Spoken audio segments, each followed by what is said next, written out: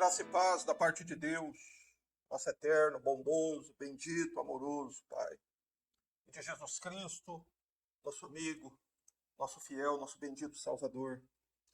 Eu quero cumprimentar os irmãos e dizer que ontem nós fizemos um culto com uma palavra de conforto, de consolo à igreja, diante deste período turbulento que nós temos enfrentado, todos temos passado. E hoje eu quero continuar falando sobre o mesmo assunto, pois o tema do culto de hoje é: a morte não é o fim. Essa é uma realidade para a qual os homens não querem olhar. As pessoas, elas preferem pensar que a morte encerra todas as coisas. Porém, quando elas pensam assim, elas estão arruinando a si mesmas e ignorando o Evangelho de Deus e toda a misericórdia de Deus que está sendo anunciada neste tempo por meio do Evangelho. Não é por acaso que o profeta Abacuque diz que a misericórdia vem antes do juízo. E a misericórdia chegou a nós. E ela chegou a nós por meio do Evangelho. E é no Evangelho que nós devemos depositar toda a nossa esperança e confiarmos no Senhor, pois o Evangelho nos afirma que há muita coisa a ser vivida após túmulo. Por isso quero convidar os irmãos a fecharem seus olhos, a orarmos, a pedirmos ao Senhor uma bênção pelas nossas vidas, para que todos nós possamos entender com clareza, com profundidade, o ensinamento de hoje. Grande Deus e Pai, a Ti adoramos, ao Senhor exaltamos, pois é por Tua graça, bondade e misericórdia que nós viemos mais uma vez à Tua presença, Senhor. Meu Deus, sabemos que a Tua graça, a cada dia, atua em nós, trabalha em nós. Meu Deus, preparando-nos para o dia mais importante das nossas vidas. Meu Deus, que é o dia em que nós haveremos de deixar este mundo. Senhor, e toda a esperança cristã se baseia no que acontece naquele momento.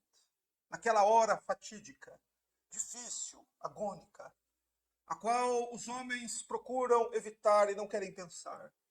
Entretanto, Senhor, sabemos que o Teu Espírito Santo é quem nos conduz a estes assuntos. É quem nos leva, Senhor, diante da Tua palavra. É quem nos ajuda para que possamos compreender estas coisas difíceis da Tua palavra. Ilumina nossa mente. Abençoa os nossos corações. Concede-nos Tua graça, Pai. Visita-nos, Senhor, com Teu poder. Senhor, renova as nossas vidas. Senhor, e abençoa aqueles que estão tristes. Senhor, e acrescenta fé àqueles que ainda não creem que todos os mortos irão ressuscitar. Nós oramos, pedimos a Tua graça no nome do Senhor Jesus. Amém. Meus irmãos, o texto que nós iremos estudar hoje, refletir sobre ele, está na primeira epístola de Paulo aos Coríntios, primeira aos Coríntios, capítulo 15. E nós vamos ler dos versos 1 a 19. Vamos entender aqui que a igreja de Corinto, ela tinha, alguns irmãos da igreja de Corinto tinham uma dificuldade em crer na ressurreição dos mortos. E então Paulo escreve este capítulo para corrigir a igreja, corrigir estes irmãos. E graças a Deus que nós temos a palavra de Deus nas nossas mãos e podemos estudar pela segunda vez este capítulo de 1 Coríntios. Faz mais de um ano que nós falamos sobre isso. Contudo, nós sabemos que a nossa mente, ela esquece. E o esquecimento, ele é um mal. Principalmente quando nós nos esquecemos daquilo que é o centro do Evangelho. Amados, se a morte é o fim, não existe esperança. Se a morte é o fim, Jesus Cristo morreu em vão. Se a morte é o fim, toda injustiça ficará impune. Todo mal que foi feito neste mundo ficará impune. É por isso, meus amados, que o crente, ele precisa crer naquilo que a Escritura diz. A morte não é o fim. Assim como Cristo ressuscitou, todos os homens também irão ressuscitar. E é disso que Paulo fala. Na verdade, Paulo está relembrando a igreja de Corinto. Por isso vamos ler capítulo 15, versos 1 a 19, pois está escrito assim: Irmãos, lembro-vos do evangelho que vos anunciei, o qual também recebestes, e no qual estáis firmes. Por meio dele também sois salvos, se retiverdes com firmeza a mensagem tal como a anunciei a vós, a não ser que tenhais escrito inutilmente. Porque primeiro vos entreguei o que também recebi. Cristo morreu pelos nossos pecados, segundo as Escrituras, e foi sepultado, e ressuscitou o terceiro dia, segundo as Escrituras, e apareceu a Cefas, que é Pedro, e depois aos 12 apóstolos. Depois apareceu a mais de 500 irmãos de uma só vez. E a maior parte deles ainda vive, mas alguns já dormem. Depois apareceu a Tiago e a todos os apóstolos. E depois de todos, apareceu também a mim, como a um nascido fora do tempo. Pois sou o menor dos apóstolos, indigno de ser chamado apóstolo, porque persegui a igreja de Deus. Mas pela graça de Deus sou o que sou, e a sua graça para comigo não foi ineficaz. De fato, trabalhei muito mais do que todos eles. Todavia, não eu, mas a graça de Deus que está comigo. Quer tenha sido eu, quer tenha sido eles, é isso que pregamos, e é nisto que crestes. Se Cristo está sendo pregado como ressurreto dentre os mortos, como dizem alguns dentre vós que não há ressurreição de mortos? Mas se não há ressurreição de mortos, também Cristo não ressuscitou. E se Cristo não ressuscitou, então a nossa pregação é inútil e também a vossa fé. Assim, somos também considerados falsas testemunhas de Deus, afirmando que ele ressuscitou a Cristo, a quem não ressuscitou, se de fato os mortos não ressuscitam. Porque se os mortos não ressuscitam, Cristo também não ressuscitou. E se Cristo não ressuscitou, a vossa fé é inútil e ainda permaneceis nos vossos pecados. Logo, os que morreram em Cristo estão também perdidos. Se a nossa esperança em Cristo é apenas para esta vida, somos os mais infelizes de todos os homens. Amém. Glória a Deus. Meus irmãos, nós sabemos que o homem natural, ele não acredita naquilo que o apóstolo Paulo escreveu nesta epístola e nem naquilo que todo o evangelho nos informa. Não é que Jesus Cristo, de fato, ressuscitou dentre os mortos. E essa é a razão de o cristianismo ser chamado de religião da esperança. Essa é a razão de o próprio apóstolo Paulo chamar Jesus de nossa esperança. Porque, de fato, há esperança. E há uma esperança na religião cristã que não existe em nenhuma outra religião, ainda que as mais antigas que existam neste mundo. Existem muitas religiões antigas. E religiões até que se parecem com a religião cristã. Religiões que adoram um Deus, que tem um livro a qual eles seguem, que tem princípios éticos, princípios morais. Religiões que tiveram um fundador. Mas nenhuma outra religião anuncia o que os crentes anunciam. Que o fundador dessa religião está vivo. Ele ressuscitou dos mortos. Nenhuma outra religião diz que o fundador dela ressuscitou dos mortos. Só o cristianismo. Porém, os cristãos não se limitam a dizer que Jesus Cristo, nascido em Belém, filho de Maria, o carpinteiro de Nazaré, que foi morto numa cruz romana e sepultado, está vivo. O cristianismo não se resume a dizer isso apenas. A pregação cristã vai além disso. A pregação cristã diz que este homem, este carpinteiro de Nazaré que foi crucificado, morto, sepultado e ressuscitou, ele foi elevado aos céus, aos olhos dos seus discípulos. E a Escritura nos afirma que este Jesus assentou-se à direita de Deus no céu. E a Escritura afirma que ele vai voltar e que todo olho o verá. E o que ele vem fazer? Ele vem ressuscitar todos os mortos para convocá-los todos para um grande julgamento. Meus irmãos, a religião cristã, ela é ímpar. Ela é ímpar. Nenhuma outra religião do mundo fala sobre isso. Para a maioria das religiões, a morte é o fim da existência humana. Não é? Mas quando nós falamos sobre essas questões do Evangelho, esses pontos principais do Evangelho, é óbvio que os homens não acreditam nisso. Os homens não acreditam que Jesus morreu e ressuscitou. Podem até acreditar que ele morreu, porque já viram muita gente morrer. Podem acreditar que Jesus foi sepultado, porque já viram pessoas serem sepultadas. Mas o homem natural não acredita que Jesus ressuscitou. Por que não? Porque ele nunca viu nenhum homem ressuscitar. E por que é que os homens acreditam que a morte é o fim? Exatamente por isso. Você já viu algum morto levantar da sepultura? Algum morto voltar para casa? Não, nós nunca vimos. Porém, nós devemos levar muito em consideração, irmãos, que a nossa existência ela é muito curta. Nós vivemos pouco tempo aqui neste mundo. Eu vivo neste mundo há 50 anos. Porém, a Bíblia nos diz que no Antigo Testamento houveram 3 ressurreições. No Novo Testamento também nos afirma que houveram 3 ressurreições de mortos no Novo Testamento. Porém, nenhum desses 6 que ressuscitaram continuaram vivos. Todos eles morreram de novo. Porém, não o Senhor Jesus. O Filho de Deus, ele morreu, ressuscitou, está vivo e permanece vivo pelos séculos dos séculos. Aleluia. Mas, para os homens, a morte é o fim. E as pessoas sentem medo da morte, pavor da morte. E não porque elas acreditam em vida após a morte. E nem porque elas temem as consequências dos atos dela. Elas têm medo da morte porque elas acreditam piamente que a morte é o fim da sua existência. E elas não podem suportar a ideia de que um dia estarão numa urna funerária sendo colocada dentro de uma sepultura e cobertos com cimento. Eles não podem suportar essa ideia. Por isso sentem pavor da morte. E assim, estas pessoas, sem Deus, sem Cristo, sem esperança, vivem no mundo de acordo com o que eles acreditam.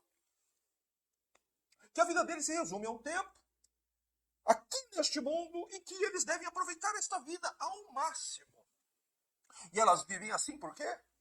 Porque elas não acreditam que irão ressuscitar dentre os mortos para prestar contas das coisas que fizeram. Mas o Evangelho de Cristo nos afirma exatamente o contrário do que eles pensam. O Evangelho nos afirma que assim como Jesus Cristo ressuscitou dos mortos, todos os mortos também ressuscitarão e viverão para sempre. Não é? E qual a reação das pessoas, de um modo geral, ao ouvirem isso? Total incredulidade. E esse não é um problema, muitas vezes, só do ímpio, do incrédulo. Muitas vezes, próprios irmãos de igreja, pessoas que se consideram crentes, podem crer numa coisa e não crer na outra. Podem crer e afirmar que creem na ressurreição de Jesus e não acreditar que os mortos, em geral, irão ressuscitar. Porém, ao lermos o capítulo 15, é exatamente essa conclusão que nós vamos chegar. Nós vamos ver aqui a resistência dos homens à mensagem do Evangelho a respeito da ressurreição dos mortos. Nós vamos ver também que até mesmo crentes podem duvidar de que haverá a ressurreição dos mortos. Não é? Só que para entender por que alguns deles duvidavam da ressurreição dos mortos, é preciso entender o contexto aqui em que a igreja de Corinto ela vivia. Sempre antes de olhar o texto, de estudar o texto, nós precisamos falar rapidamente sobre o contexto. Corinto era uma cidade grega, era uma cidade da Grécia. E os gregos não acreditavam, em hipótese alguma, na possibilidade da ressurreição dos mortos. Não é? Tanto isso é verdade que a primeira vez que Paulo foi pregar na Grécia, está lá no livro de Atos dos Apóstolos, Paulo falou exatamente sobre a morte e a ressurreição do Senhor Jesus. Mas quando ele falou sobre a ressurreição de mortos, qual foi a reação dos gregos? Eles zombaram de Paulo, porque eles não acreditavam de modo algum que mortos ressuscitavam.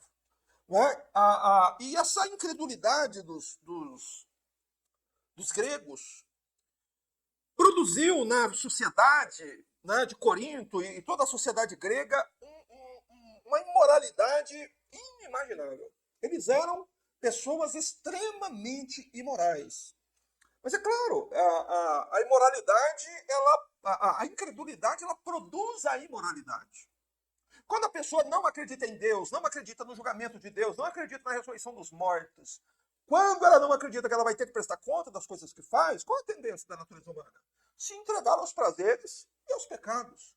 Então era exatamente este o contexto da igreja de Corinto. Eles viviam rodeados de uma sociedade incrédula e imoral. E essa incredulidade, ela sempre pressiona a igreja. A imoralidade, a incredulidade, ela vive pressionando a igreja. Então, chegou ao ponto que essa incredulidade dos gregos penetrou na igreja de Corinto. E eles haviam ouvido o evangelho, mas certamente haviam se esquecido das partes relacionadas à questão da ressurreição. Então, eles acreditavam em metade do evangelho.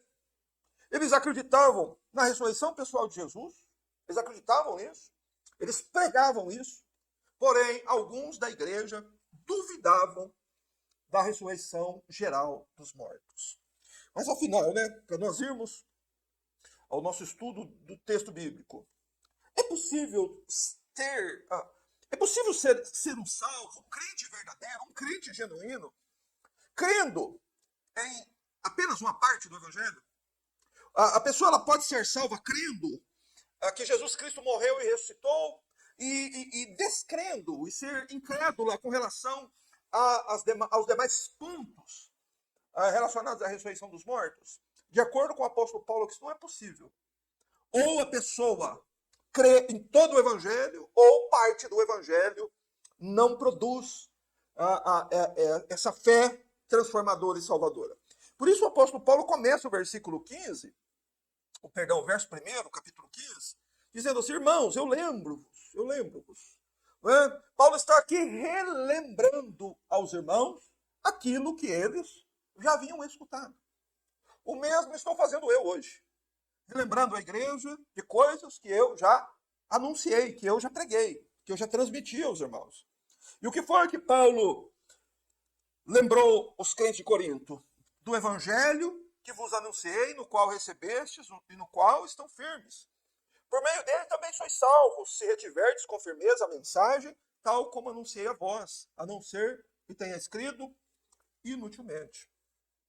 Veja, o ponto de partida do apóstolo Paulo aqui é falar sobre a própria experiência de conversão dos coríntios. Paulo havia visitado essa cidade, pregado o evangelho, pregou esta mensagem do evangelho que ele prega novamente aqui no capítulo 15. E o que aconteceu quando os coríntios ouviram a mensagem do evangelho? Eles creram. Eles se converteram. Eles abandonaram a vida imoral que tinham antes e nasceram de novo para uma nova vida em Cristo. Eles foram da imoralidade para a vida santa. Por causa da fé que eles tiveram em Jesus. E aqui é a questão essencial. Bom, se eles ouviram o evangelho e foram transformados, o que isso significa? Que o Salvador está vivo. Porque um Salvador morto não pode salvar ninguém. Então a própria evidência, a própria conversão de alguém é prova incontestável de que o Salvador está vivo. De que ele ressuscitou ao terceiro dia e está à direita de Deus. Se uma pessoa ela abandona a vida imoral e passa a viver uma vida de retidão e santidade, essa é a maior prova de que esta pessoa ouviu o evangelho e creu e foi a Jesus, foi perdoado e foi salvo. E por quê? Porque Jesus está vivo e pode receber e salvar todos os que se achegam a ele. Mas o que foi que transformou essas pessoas? Paulo fala que foi o evangelho anunciado. Ele anunciou o evangelho. Que é por meio do evangelho que o homem é salvo. Não existe outro meio de salvação. A salvação se dá exclusivamente através da pregação do evangelho. Então, quanto mais a pessoa ouve o evangelho, o coração dela é influenciado e é transformado. É o evangelho que salva. O apóstolo Paulo disse isso na carta aos Romanos. Ele diz que o evangelho é o poder de Deus para a salvação de todo aquele que crê. É a pregação do evangelho. Mas a palavra do evangelho, a mensagem do evangelho precisa ser retida tal como ele foi ensinado. E o que foi que aconteceu com os crentes aqui? Com alguns, pelo menos, porque Paulo no verso 12 diz que alguns dentre vós. O que aconteceu com alguns crentes de Corinto? Eles ouviram a mesma mensagem, mas alguns não retiveram, não guardaram, não meditaram. E por causa disso começaram a pensar de outra forma. E Paulo nos alerta a todos aqui, que se o evangelho não for retido, guardado com firmeza, a mensagem tal como ela foi anunciada, o homem crê inutilmente. Está escrito na sua Bíblia no verso 2. Não é? É por meio dele, por meio do evangelho, que também sois salvos, se retiverdes com firmeza a mensagem tal como vos anunciei. Se não, se a pessoa não reter o evangelho, o que acontece? Ele crê inutilmente. Então, em resumo, o que Paulo está dizendo aqui é que não é possível você crer numa parte e não crer numa outra parte. Esses pontos fundamentais, principais do evangelho, precisam ficar muito bem entendidos, precisam ser bem guardados, precisam estar sempre nas nossas mentes. Qual foi o evangelho que Paulo pregou? O que foi que Paulo pregou? Paulo pregou o evangelho e aquilo que ele apresenta a partir do versículo 3. Em que consistiu o evangelho que Paulo pregou? Paulo diz no verso 3, porque primeiro vos entreguei o que também recebi. Cristo morreu pelos nossos pecados, segundo as Escrituras. Então, antes de tudo, ou seja, primeiro, o que Paulo pregou para eles primeiro? Qual foi a primeira pregação de Paulo à igreja de Corinto? Irmãos, Cristo morreu pelos seus pecados. Você é um pecador, um grande pecador diante de Deus.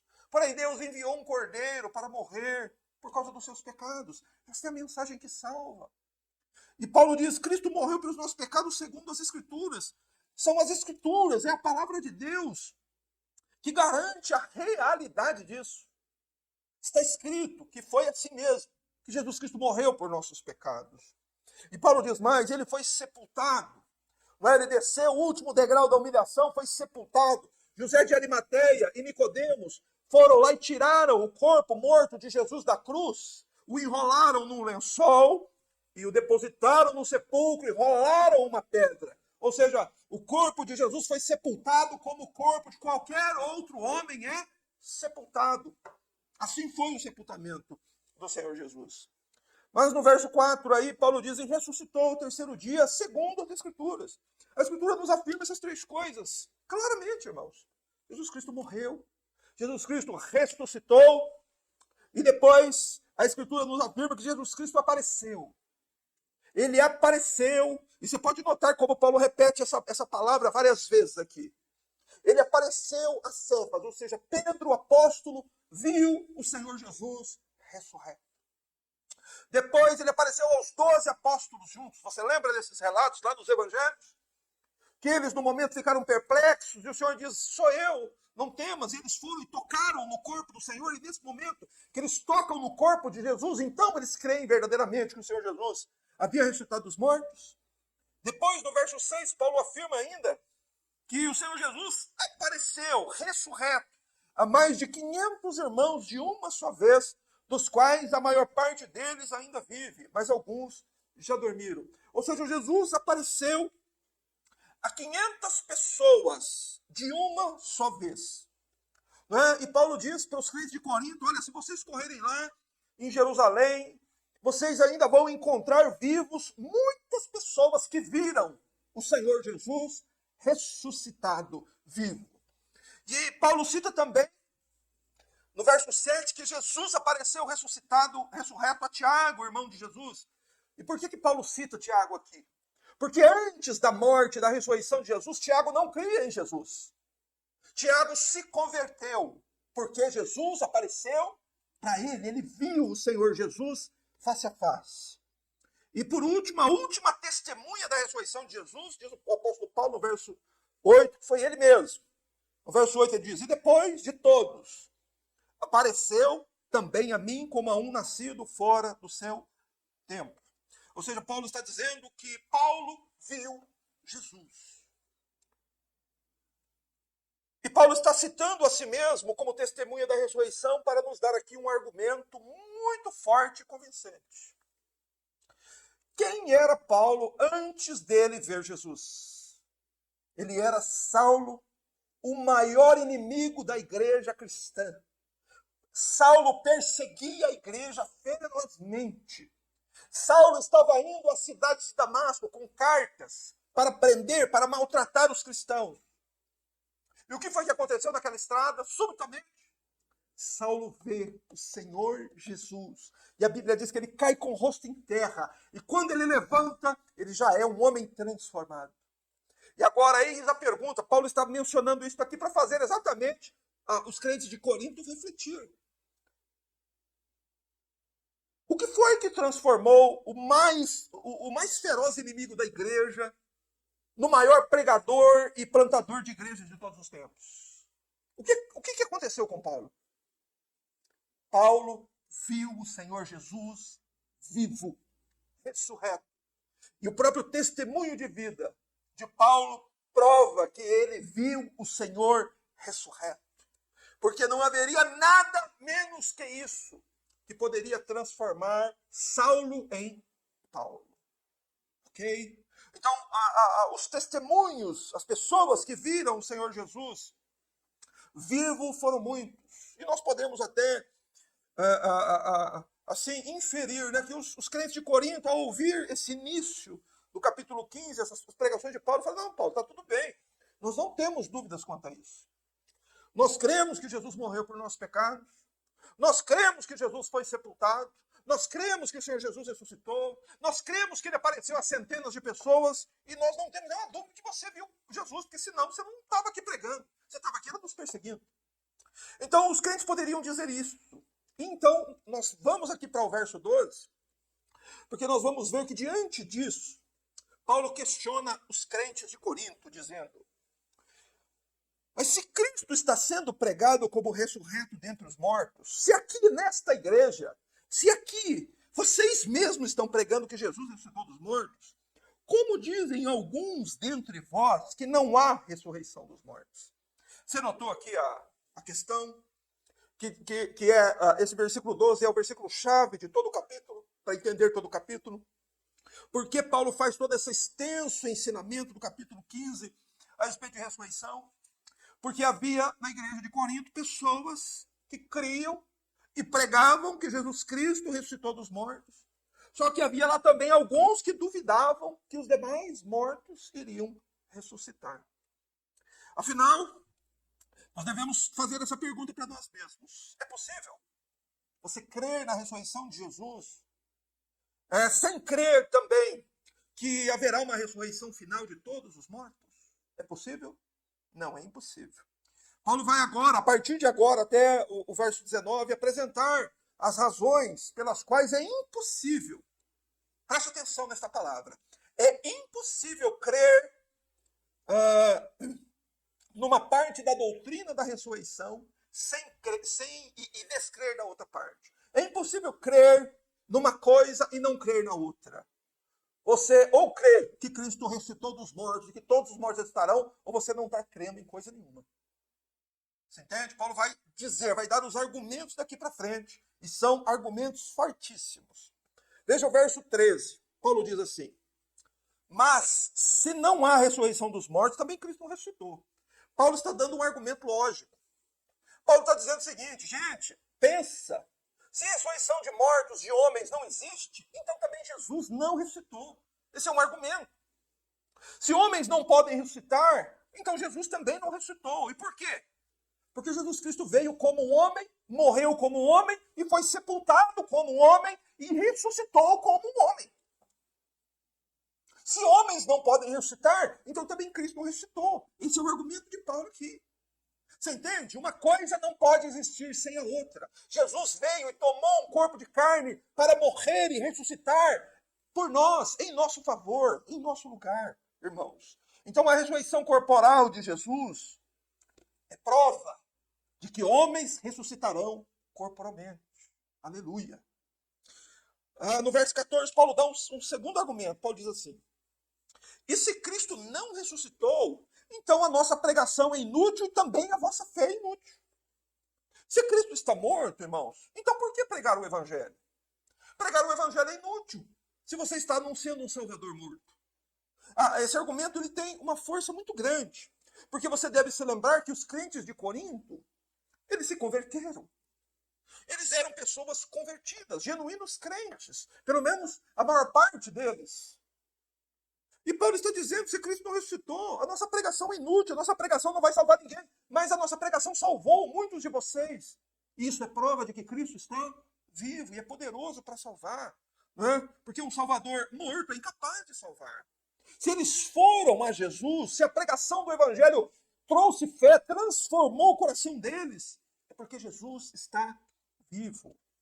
Louvado seja Deus. A doutrina da ressurreição é a base da pregação e é a base da fé. Esse versículo está dizendo isso. Você entende? Se Cristo não ressuscitou, a nossa pregação é inútil e também a nossa fé é inútil.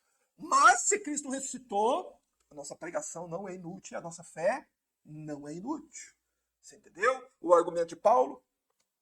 O terceiro argumento, verso 15. Assim somos também considerados falsas testemunhas de Deus, afirmando que ele ressuscitou a Cristo, a quem não ressuscitou, se de fato mortos não ressuscitam. Paulo está dizendo o seguinte: vocês que não creem na ressurreição dos mortos estão chamando Pedro, os apóstolos, todas as testemunhas da ressurreição, o próprio Paulo, de mentirosos. Você está sendo falso testemunho de Deus, dizendo que ressuscitou se Cristo não ressuscitou. Você entende quais são as implicações de não crer na ressurreição dos mortos? Quem não crê na ressurreição dos mortos ofende a Deus. É contra Deus. E por quê? Porque ele está duvidando do testemunho da Escritura, está duvidando do testemunho do Espírito Santo, está duvidando do testemunho de Pedro, de Paulo, de João, de Tiago, de Mateus, de Bartolomeu, pois todos eles viram o Senhor Jesus face a face. Por isso Paulo diz que se mortos não ressuscitam, somos falsas testemunhas de Deus. Né?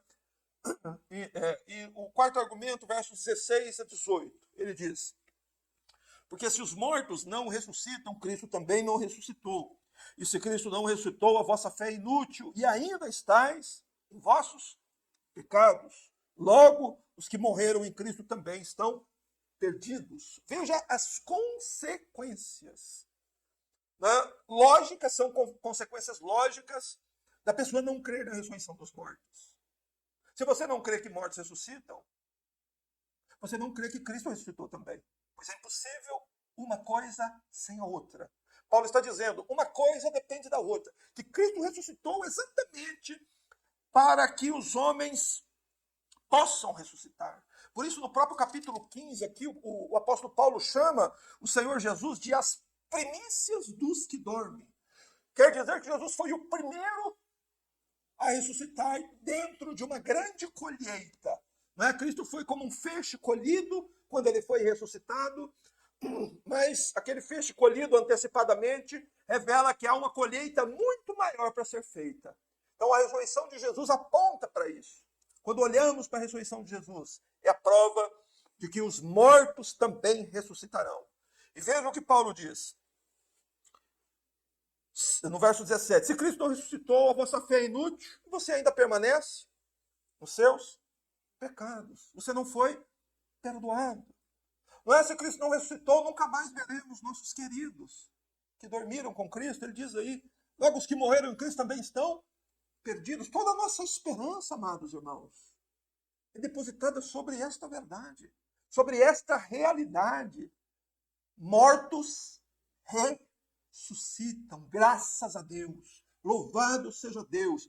Pelo poder de Deus, mortos ressuscitam. E Paulo conclui no verso 19, dando aí o seu quinto e último, o seu oitavo argumento, dizendo assim: se a nossa esperança em Cristo é apenas para esta vida, somos os mais dignos de compaixão de todos os homens. Meus irmãos, em resumo, o que Paulo está dizendo é o seguinte: se Jesus não ressuscitou, mortos não ressuscitam. Se mortos não ressuscitam, Cristo também não ressuscitou. E se Cristo não ressuscitou, você não tem esperança. Não existe esperança. Se Cristo não ressuscitou, nós somos as criaturas, os homens mais infelizes do mundo. Você sabe por quê? Porque nós suportamos perseguições, suportamos tristezas, suportamos provações, nos desviamos do pecado. E por quê? Por nada, se mortos não ressuscitam. Esse é o argumento de Paulo. Mas, irmãos, o cristianismo é a religião da esperança. Exatamente porque Deus é poderoso para ressuscitar todos os homens. Pense um instante apenas. Desde o início da história humana, Deus criou o homem do pó da terra exatamente para mostrar seu poder. As pessoas duvidam que Deus tem poder de trazer o pó à vida, porque agora os mortos viraram pó. E como Deus vai dar vida ao pó? Amados irmãos, desde o Gênesis, desde o início da história humana, foi assim que Deus criou o homem. Deus soprou no pó o fôlego de vida. Então, o Deus Todo-Poderoso da Bíblia é poderoso para ressuscitar todos os homens. E nenhuma outra religião do mundo tem uma esperança tão elevada como essa. Não é por isso que quando as pessoas do mundo, quando as pessoas sem esperança enfrentam a doença, enfrentam a velhice, enfrentam um leito de hospital, o que é que você vê? Um espetáculo melancólico e triste de uma pessoa que não tem esperança. Quando essas pessoas se veem no luto, caem no mais completo desespero. E por quê? Porque elas não têm esperança além desta vida aqui. A vida delas se resume a este pouco tempo de vida neste mundo. Mas quando um crente, um filho de Deus, ele está doente, ou ele está envelhecendo, chegando a hora da sua morte, para ele está alegre, ele está feliz. Sabe por quê? Porque ele tem lido de uma bela cidade construída por Cristo no céu. Quanto mais nos aproximamos do tempo da nossa partida nesta terra, mais o coração daquele que crê, meus irmãos, se apega às coisas eternas e celestiais. Quanto mais o tempo passa aqui e nós pregamos o evangelho às pessoas da nossa família, aos nossos amigos, aos nossos colegas de trabalho, eles vão deixando este mundo, nós temos esperança que iremos reencontrá-los logo quando deixarmos a nossa morada terreal. É por isso que um crente, ele canta, muitas vezes na hora da morte, canta hinos, cânticos, ele louva o Senhor. Ele está ansioso por encontrar com Cristo, por ver o Senhor. Essa é a religião de Cristo, essa é a religião verdadeira. Porque Jesus ressuscitou. Você pode ter certeza, meu amigo, minha amiga, de que você vai, se você morrer antes da vinda dele, você vai ressuscitar também. Cristo é a esperança dos crentes. Porque o próprio apóstolo Paulo diz aqui no capítulo 15, verso 22, que em Jesus todos serão vivificados, quer dizer que em Cristo todos retornarão à vida. E é a doutrina da ressurreição que constitui o próprio centro do Evangelho. Você percebeu? Cristo morreu por nossos pecados, foi sepultado e ele ressuscitou. É a doutrina da ressurreição. E essa conclusão que o apóstolo Paulo faz aqui, ela é muito chocante. Paulo resume a questão da ressurreição da seguinte forma: não existe uma coisa sem outra. Se Jesus ressuscitou, homens ressuscitam também, porque ele foi Deus, homem aqui na terra, enquanto ele esteve aqui. Homem de carne e osso. Ele morreu, ele sangrou, e ele morreu, e o corpo dele ficou um corpo sem vida, pendurado numa cruz, como um corpo de uma pessoa que muitas vezes você vê no leito de um hospital, sem vida. O corpo de Cristo ficou daquela forma, daquele modo. Porém, ele ressurgiu dos mortos. Mas se os mortos não ressuscitam, também Cristo não ressuscitou. Então, Paulo dá argumentos lógicos para que os crentes reflitam e pensem e amadureçam a fé e se firmem verdadeiramente na fé cristã. Porque essa é a questão.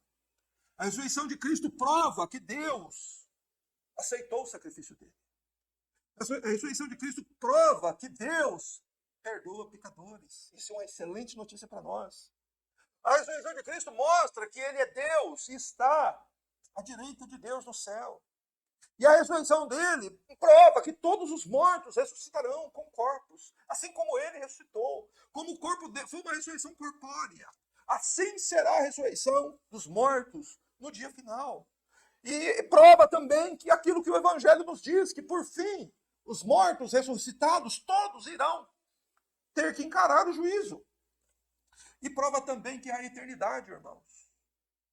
E a eternidade para salvos, e a eternidade também para perdidos. Então tome cuidado com o que está fazendo na sua vida aqui, o modo como você está tratando o seu corpo aqui neste mundo, porque nós daremos conta do que fizemos por meio do corpo.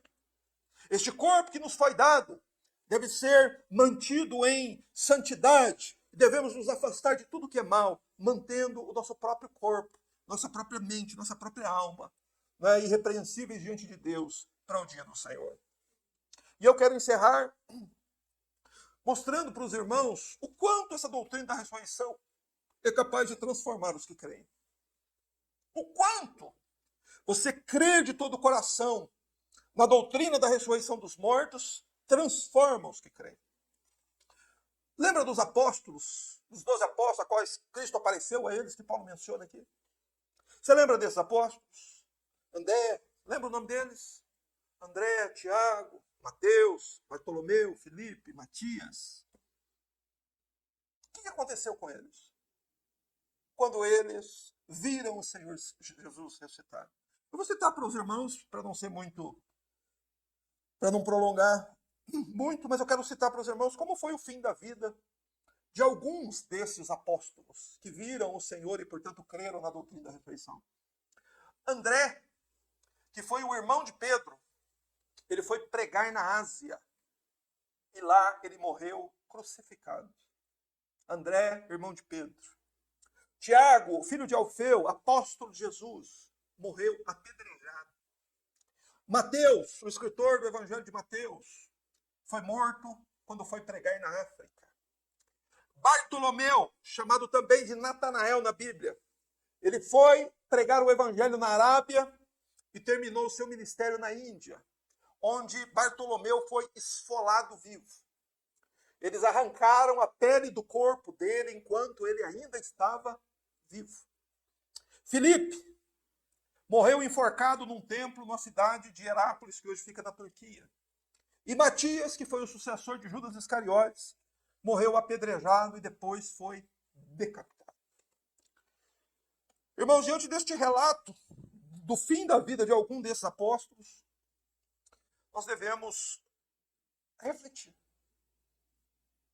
Por que estes homens deixaram suas vidas para trás e foram pregar o Evangelho em lugares tão longínquos?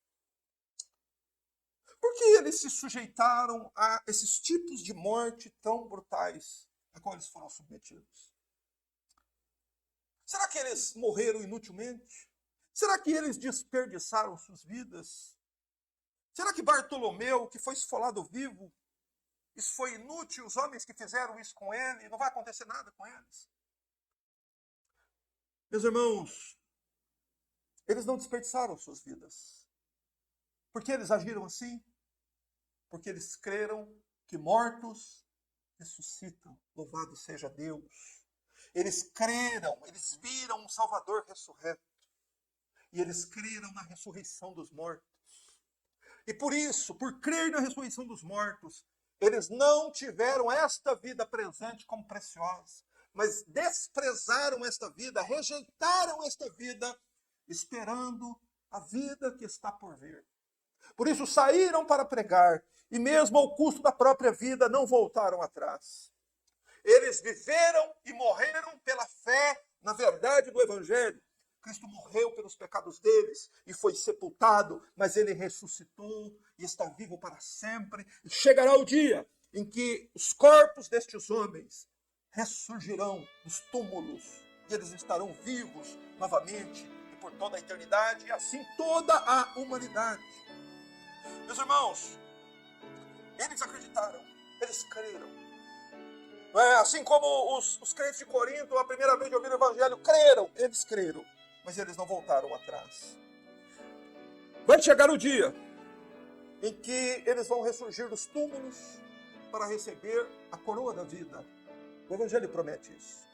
Para os salvos, além do túmulo, existe uma coroa da vida, existe uma bela cidade, existem belas moradas, existem vestes brilhantes, coroas que os santos terão. Tudo isso está expresso no hino que nós cantamos aqui. Eles receberão.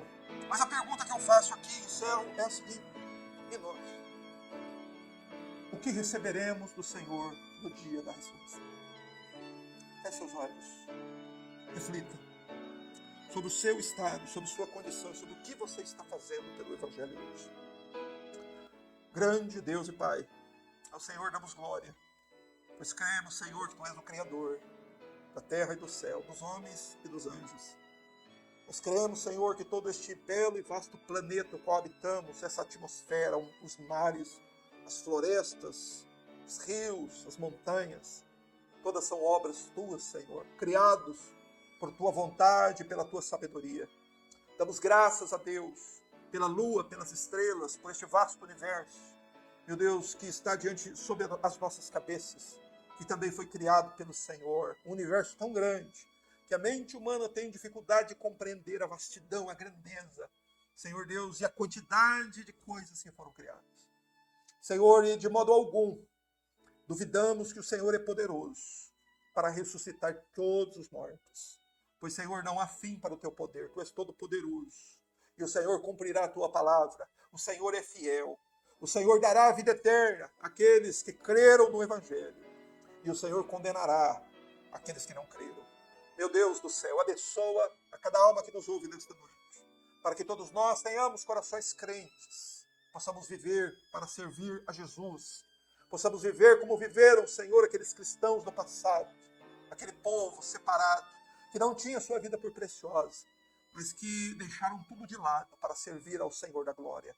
Que nós assim possamos fazer também, Senhor, para que quando a velhice, a morte chegar, possamos estar ansiosos por encontrar face a face o nosso Senhor. Graças te rendemos, pois essa é a nossa esperança. Em nome de Jesus. Amém.